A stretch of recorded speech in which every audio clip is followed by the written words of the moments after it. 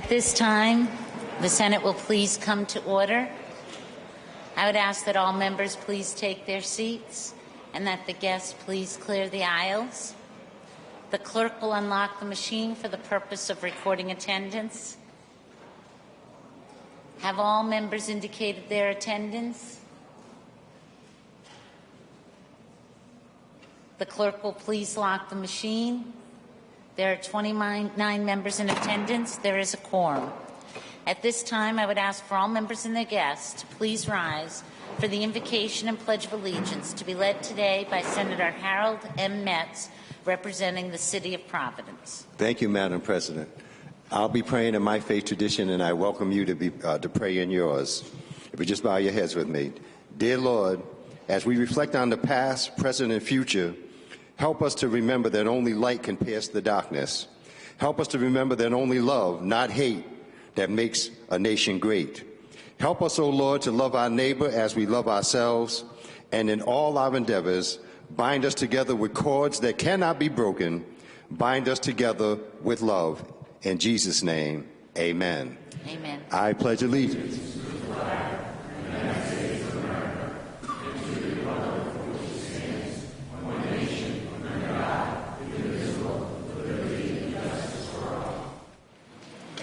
First order of business is the reading of the previous day's journal. Will the clerk please read? State of Rhode Island and Providence Plantations Journal of the Senate. Madam President. Senator Metz. Yeah, Madam President, I move the further reading of the journal be dispensed with and the journal be accepted as read. Without objection, so ordered. The next order of business is the introduction of guests. Are there any guests present? Senator Sheehan. Introduction, Madam President. Please proceed. I'd like to introduce one of the leaders in the John F. Kennedy Carrier Project, who's with us today. With warm welcome, Frank Lennon. Welcome, Frank.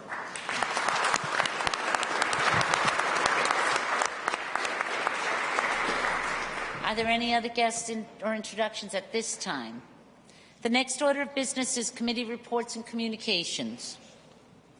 From Senator Thomas Paolino, District 17, please be advised that I will be absent from the Senate session on Wednesday, January 18th and Thursday, January 19th, as I will be attending the presidential inauguration in Washington, D.C.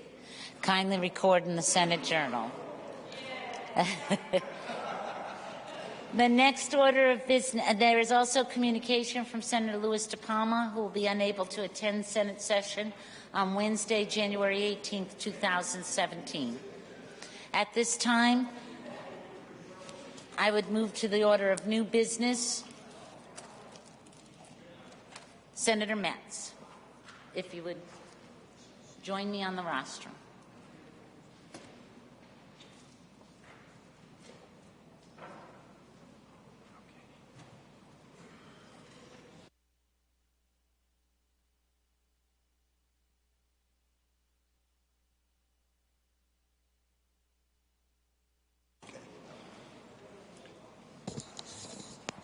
We'll now hear a Senate resolution honoring Joe Baker on the occasion of his retirement from the Newport Daily News. And President Piper, Senator Piper, would you like it read?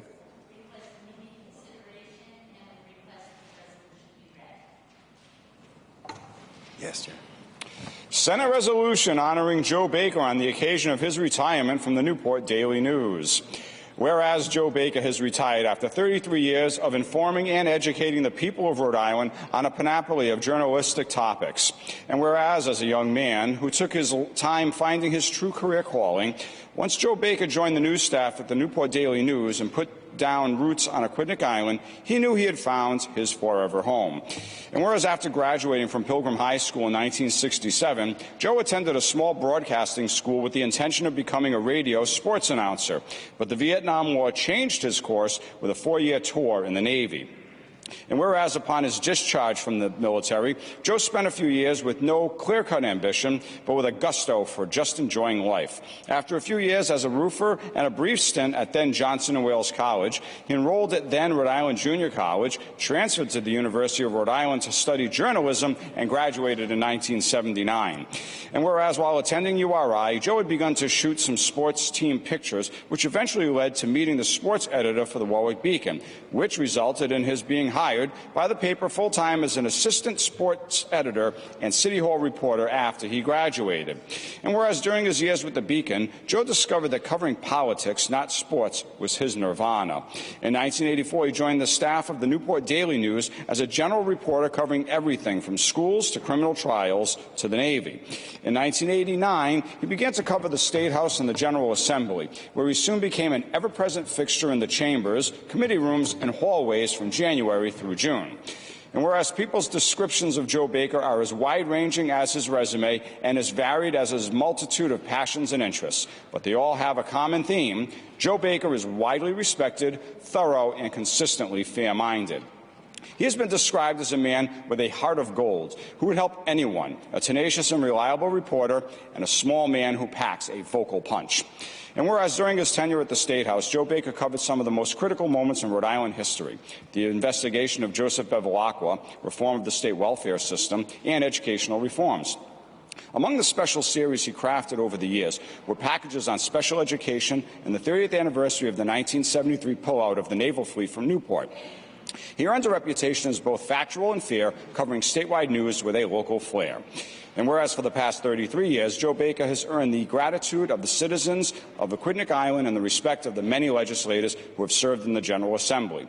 He will now turn the page on a new chapter of his life with some much-deserved time to read, listen to music, play golf, and enjoy life with his wife Patricia at their scenic home overlooking Islands Park. Now, therefore, be it resolved that this Senate of the State of Rhode Island and Providence Plantations hereby congratulates Joe Baker on the occasion of his retirement from the Newport Daily News. We moreover commend and thank him on behalf of all Rhode Islanders for his eloquent and informative journalism and wish him the very best health, happiness, and enjoyment in all his future endeavors. And be it further resolved that the Secretary of State be, and she is hereby authorized and directed to transmit a duly certified copy of this resolution to Mr. Joe Baker. Thank you. Those of us who live on Aquidneck Island or in Jamestown have had the privilege of knowing Joe Baker and reading him for the past 33 years until his retirement this past November. As was said in the resolution, he covered the State House for most of his career, and he earned our respect here in the chamber and the respect of his colleagues in the journalistic world for his fairness, his factualism, and his tough reporting. He had a knack, though, for ferreting out statewide news and ensuring that it held the interest of the local community. He would synthesize the news that was happening here at the State House and make sure that it resonated in Newport County. As someone who's known Joe throughout my entire career in public service, I can say that I was lucky to have him as a reporter more than words can explain, particularly in my first years. Those of you who have a local paper, with no offense to that statewide daily, know that the paper that matters in your hometown is your local paper. He asked us the tough questions that he needed to ask us, but he always treated us fairly. And you know what? He took the time to understand the issues before he asked them. And Joe had a way that made us all trust him. Before I came, Jeff Tights, Paul Crowley, Mary Levesque, Chris Boyle, Dave Kerens, all the senators and reps from Newport County, Senator Palmer, who's not here, we knew when Joe came looking for you, he might give you that look and say, now I really need to know why you voted for that. And we always knew that he was giving us a heads up that we better think about that answer and it better be good. But he listened to us, and he was fair. He had a column that everybody in Newport loved. It was called Then and Now, which was a bit of nostalgia for the readers. And it's the kind of series that the community loves. He also had a column that everybody read called Impolitically Correct that kind of speaks for itself, where he was willing to say the things that a lot of us might have thought but were afraid to say. Or he'd argue that it made sense to raise a tax or impose a toll when it wasn't the politically correct soundbite that so often we hear in today's reporting on the blog, shall we say. But there's very few reporters that have the ability to do what Joe did, and that was balance having an opinion column, but also be a news reporter. And Joe was able to do that. What was reflected in his reporting was different than what you saw in the opinion column. And he was able to do it because he understood the political landscape, locally and statewide. I know one of Senator Felag's favorite things that Joe Baker did was keep track of our attendance. And the local folks were always glad to see who had the perfect attendance awards at the end of the session. But Joe's reporting was very much a fabric of the Newport community. And it made the Newport County residents feel a little bit more connected to this State House. And that's something that sadly is lost with passage of time and the local papers not being able to get reporters here.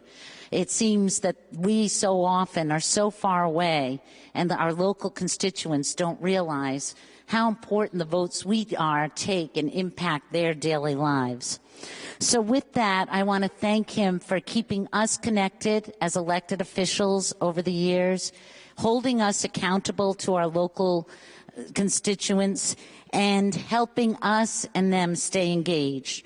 We wish him well in his retirement, and we're certainly going to miss him. With that, I would move passage of the resolution, Mr. President. Can we have a second? And just because I'm so nervous, I'm going to say Leader Ruggiero and Leader Algier and many others. and I'm going to call on Senator Algier at this time. Thank you, Mr. President. If I may, I'm not from Aquidneck Island, nor am I from Jamestown. I'm a little guy from Westerly, but I got to know Joe back in 1992 when we got elected, and we got to know each other pretty well. And Teresa's absolutely correct. He's a fair reporter, a very thorough reporter, and very tough reporter. And I always enjoyed reading his articles and opinions in the Newport Daily News, albeit the local paper in my district is the Wesley Sun. Joe and I do share something in common. We both love this building inside and out, architecturally as well. And we've traveled from the dome to the sub-basement, to the sub-sub-basement, to the sub-sub-sub-basement. Marvel, this building is unbelievable, and Joe appreciated the design and architecture of the building. And Joe did an article, about 20 years ago on the clock. It worked for a week or so, Joe, and it still doesn't work. In any event, enjoy retirement. His family, some of his family is from my district in Westerly. We wish you the best of luck and good health, Joe, and your family.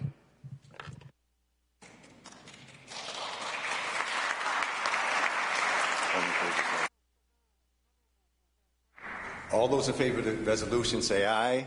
Aye. Any opposed, the resolution passes, and we'll leave it on the desk for further signatures. Oh, I'm sorry. Senator Felag. Thank you very much. I'm missing in action already.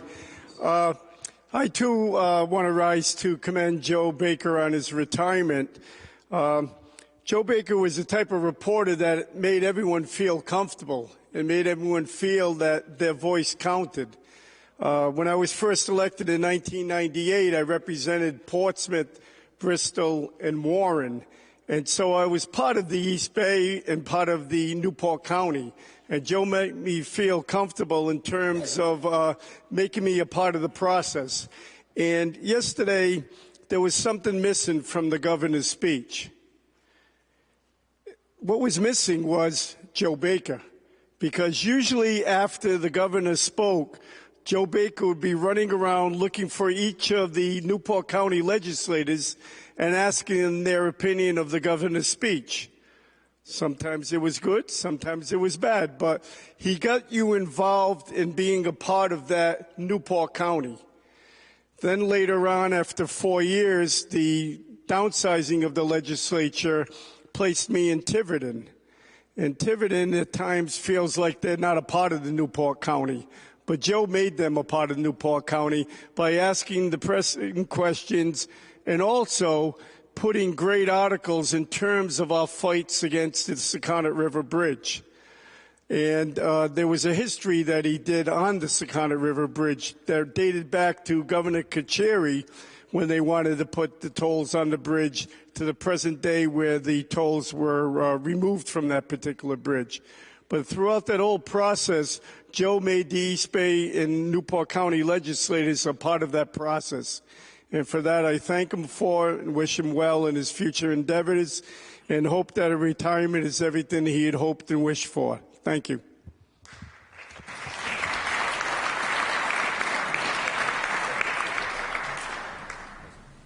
Madam President? Yes, I'd like to introduce to the chamber joining Joe today, and I'd ask you to hold your applause. Of course, for those of you who don't know, our own Joe Baker, his wife Pat, his stepdaughter Amy Chappelle, his granddaughter Quinn Dakota Chappelle, both from Westerly, Senator Algier, his stepson Kyle Tuggle of Westerly, and his sister-in-law Eileen Cookson of Coventry. Welcome to the chamber.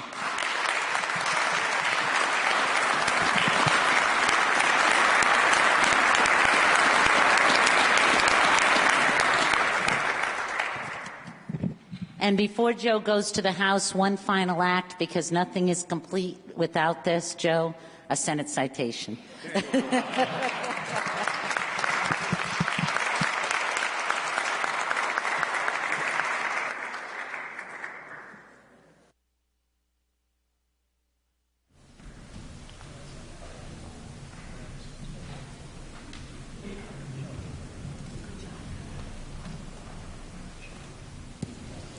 Thank you, Senator Metz. At this time, Senator Metz requests immediate consideration of a Senate resolution commemorating the celebration of the birth of the Reverend Dr.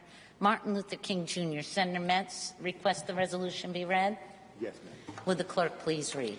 Senate resolution commemorating the celebration of the birth of the Reverend Dr. Martin Luther King, Jr. Whereas, in the altruistic words of the esteemed Dr. Martin Luther King, Jr., life's most persistent and urgent question is, what are you doing for others? He devoted his life to the advancement of civil rights and service to one's community, and he helped move us closer to the ideals on which America was founded, a nation of freedom and justice for all. And whereas born on January 15, 1929, Dr. King grew up in Atlanta, Georgia, attending segregated public schools. After earning his high school diploma, he started college at the age of 15 and went on to obtain his doctorate in 1955.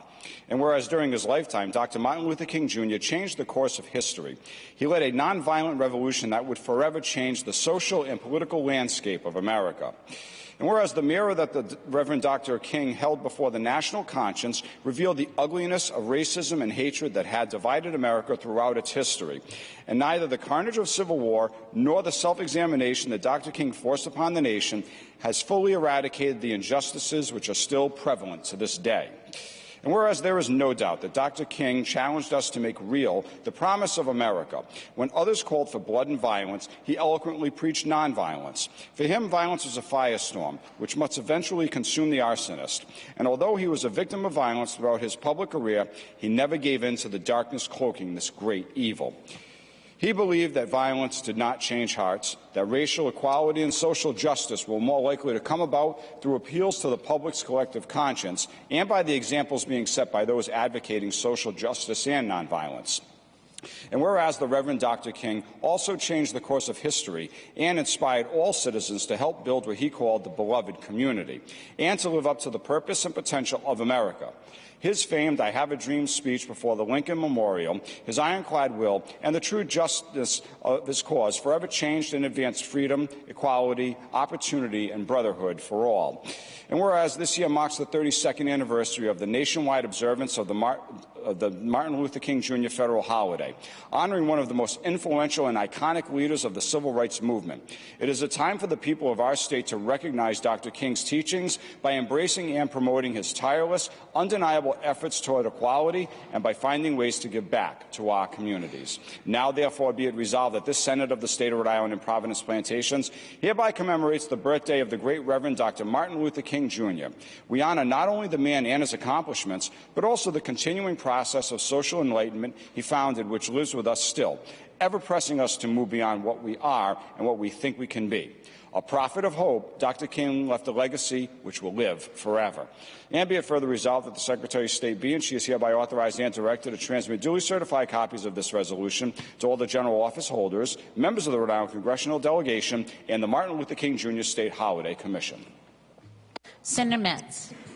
Yes, thank you, Madam President. Again, I certainly appreciate you and the leadership allowing me to represent the Senate at the annual Martin Luther King State Holiday Commission celebration every year. It's certainly an honor, and a special thanks, as I looked out in the audience, a special thanks to Senator Quesada and Senator Raptakis for being there in the past. Senator G was there one year. He came in his boots. It was snowing. He came all the way from South County, and we really had a great time. And I also want to thank the staff for the wonderful resolutions they do every year, because they always capture the spirit of the holiday.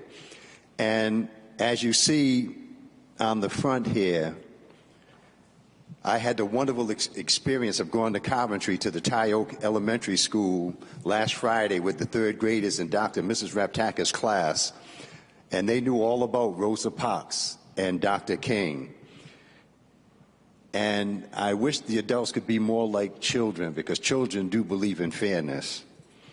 So in the past, you heard me share the scripture that Dr. King loved, Amos 5:24, but let judgment run down as waters and righteousness as a mighty stream, and injustice anywhere is a threat to justice everywhere, and justice too long delayed is justice denied, and the ultimate measure of a man is not where he stands in moments of comfort and convenience, but where they stand in times of challenge and controversy. And we do all the quotes on Martin Luther King's holiday. But today, I want to share with you what I shared in Dr. Raptakis' class, Mrs. Raptakis' class, with those third graders. And they had the teachers there. She had other teachers participate in the library. But I asked the kids, why is Dr. King considered a national hero? And they talked about fairness. They talked about peace. They talked about love. And what was his dream? They knew about his dream. They knew about Rosa Parks, and they was watching the video when I came in. They was watching the video about Rosa Parks on the bus. But I remember what my wife said. My wife's a retired teacher, elementary school, 31 years, and guidance counselor. So she said, don't you lecture those kids too much. And so, in other words, you better have some hands-on activities. So what I did was I said, does anybody know any of the chants that they used in the rallies during the Civil Rights Movement? And I had on the board, what do you want? And the response is freedom. When do you want it? Now. And I had the kids going, what do you want? Freedom. And you know, the movement, they was ready to, it was very polite, but you know, kids, they was ready to let loose. So that got them loose a little bit, but I had a wonderful time. And then I said, does anybody know any songs from the Civil Rights era? And some of us know them. This Little Light of Mine, I'm Gonna Let It Shine. And I sang it for them. One of them complimented me on my singing.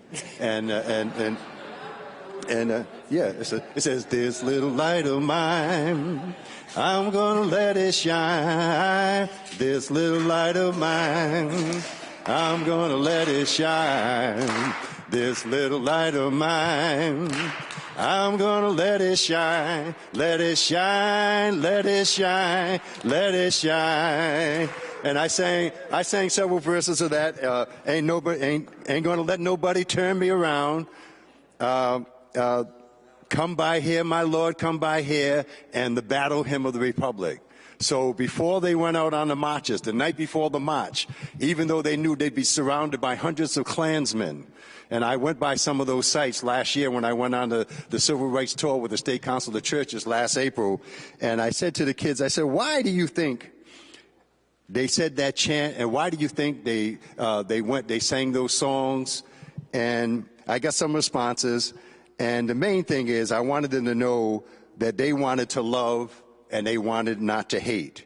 They wanted God to give them the strength against evil that they faced, and they wanted to increase their faith and to remove any fear.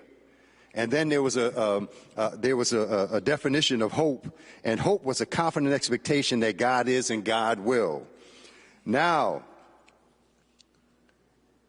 as I did the Civil Rights Tour last April with the State Council of Churches, we went to Birmingham. It was they used to call it Birmingham. I went to the 16th Street Baptist Church. That's the church in the early 60s that got bombed and 4 little Sunday school kids got killed. And as the deacon gave the explanation of what happened that day, he had a picture, and the stained glass windows, they had a stained glass picture of Jesus, and the only thing that was blown out was the face at the time.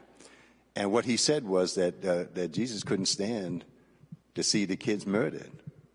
And then a group from Holland sent a new stained glass window that's up there now. But I felt like I was on holy ground. And, going to the Rosa Parks Museum and looking at all that history. But the defining moment for me, we went by the parsonage where Dr. King lived in Montgomery, Alabama. And the house next door, there was a Dr. Cherry. And I think she taught school down in Portsmouth. Now it's a small world, so I'm on vacation, and I'm trying to be incognito. She said, "Representative Metz," because she remembered me from being in the house, and I'm trying to hide because I'm trying to be incognito. But anyway, Dr. Cherry is originally from Montgomery, and so when we went to Dr. King's house, she gave me the key and gave me the honor of opening the door and letting people in. Now this is what you have to understand. Mrs. King and Dr. King were getting 40 death threats against them. They had a baby, a newborn baby at home, and they were getting all kind of threats, 40 a day. And so Dr. King was in fear of his life, or not only him, his wife and his infant daughter. So he was in fear, and he was trying to figure out a way to bow out gracefully, because this is the height of the Montgomery bus boycott. He had the epiphany.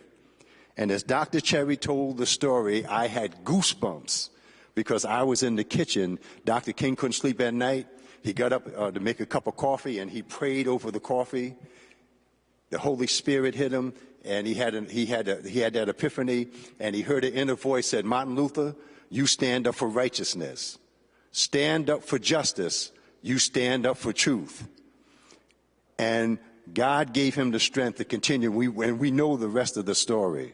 So the message for us is, as we think of Dr. King, as we think about this, knowing that he was a prophet, knowing what he did to bring all people together. I love looking at those civil rights pictures. Protestant Jews, Jews and Gentiles, Muslim, you name it, everybody, black and white, you name it, everybody participated in the civil rights movement. But if we remember anything about Dr. King, what we want to remember is that we too have to stand up for love, we have to stand up for righteousness, we have to stand up for justice, and we have to stand up for truth. And with that, I move the resolution. Senator Metz moves passage of the Senate resolution commemorating the birth of the Reverend Dr. Martin Luther King, Jr., seconded by Leader Algier, Leader Ruggiero, Senator Goodwin, Senator Kettle, Senator Ponce, Senator Gallo, Senator Lynch, Senator Sosnowski, Senator Crowley, Senator Casada, Senator Pearson, Senator Picard, Senator Fogarty, Senator Nesselbush, Senator Lombardi, Senator Jabor, Senator Miller, Senator Felag, Senator McCaffrey, Senator Satchel, Senator Archambault, Senator Lombardo, Senator Conley, Senator Calkins, Senator Coyne, Senator Seveny, Senator Golden, Senator Cody, Senator Sheehan, Senator Reptakis, Senator Morgan, Senator G. Is there any discussion? Senator Reptakis. Thank you, Madam President. Ladies and gentlemen of the Senate, I also want to thank Senator Metz for taking the time and coming to Coventry, and also Dr. Reptakis. We've started a tradition. I think it's the 4th year Senator Metz has come down to the 3rd grade class, and the excitement of these students.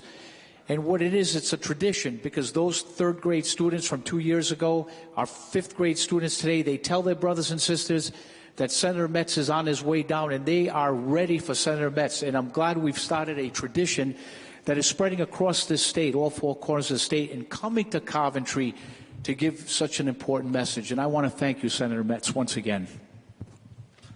All those in favor of the resolution indicate by saying aye. Any opposed? The resolution passes and will be left on the desk for signatures. The next order of business is approval of today's consent calendar. There is, in fact, a consent calendar. For those of you who are new to the chamber, if you draw upon your computer, you will see that the items on the consent calendar include vacating the forfeiture of charters. Is there any discussion? Leader Ruggiero moves the consent calendar, seconded by Leader Algier. Will the clerk please unlock the machine? Will all senators indicate their vote? Will the clerk please lock the machine? 35 in the affirmative, 0 in the negative, and the consent calendar is adopted. At this time, we would revert to any announcements and/or introductions. Are there any announcements or introductions, Senator Boer? Thank you, Madam President. An announcement, please. Please proceed. Judiciary will meet tomorrow at the Rise in Room 313. Thank you. Thank you. Are there any further announcements and/or introductions at this time? If there is none, is there any objection to transmitting adopted resolutions to the Honorable Secretary of State, all matters passed by the Senate to the Honorable House of Representatives, and all matters passed in concurrence to Her Excellency the Governor? Hearing none, so ordered. The desk is now clear of business. Madam Whip. Thank you, Madam President. I would like to remind the members that there will be session here tomorrow at 4 p.m. And with that, Madam President, if there's no further business to come before the Senate, I move the Senate adjourn. Senator Goodwin moves the Senate adjourn, seconded by Senator Kettle. All those in favor indicate by saying aye. Any opposed? The Senate stands adjourned.